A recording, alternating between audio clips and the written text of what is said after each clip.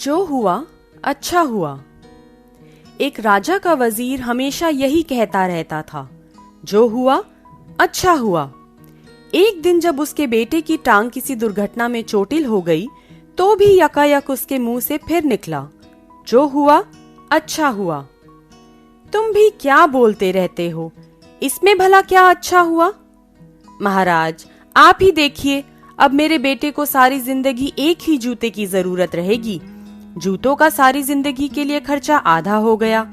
जो हुआ अच्छा हुआ। राजा निरुत्तर हो गया। परंतु जब एक दिन राजा तलवारबाजी का अभ्यास कर रहा था, तो अचानक उसकी एक उंगली कट गई। उंगली से खून टप टप बहने लगा। ओ माँ, ओ परमात्मा, हाय! उसका हाल बेहाल था।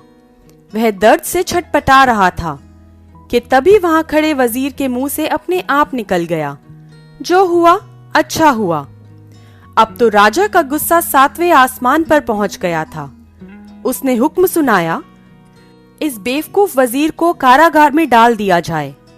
और फिर वजीर को कारागार में बंद कर दिया गया। बस कमी थी तो बस उस वजीर की। एक दिन राजा जंगल में शिकार करने के लिए निकला तो रास्ता भटक गया। उसे जंगल में ही डाकुओं ने अगवा कर लिया। वे डाकू अपने देवता को खुश करने के लिए उसकी बलि देना चाहते थे। वे राजा को अपने पुजारी के पास ले गए।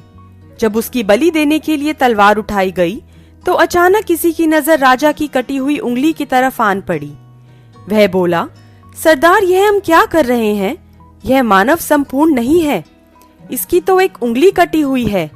बलि देने के लिए तो पूर्ण व्यक्ति की जरूरत होती है। इसलिए राजा को छोड़ दिया गया। वह वजीर के पास पहुंचा और वजीर को छोड़ दिया।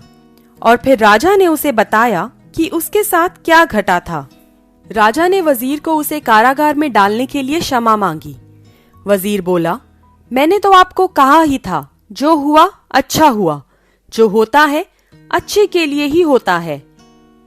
मेरी बात तो ठीक है, परंतु तुम्हारे साथ जो ज्यादती हो गई। नहीं महाराज, अच्छा हुआ आपने मुझे कारागार में डाल दिया।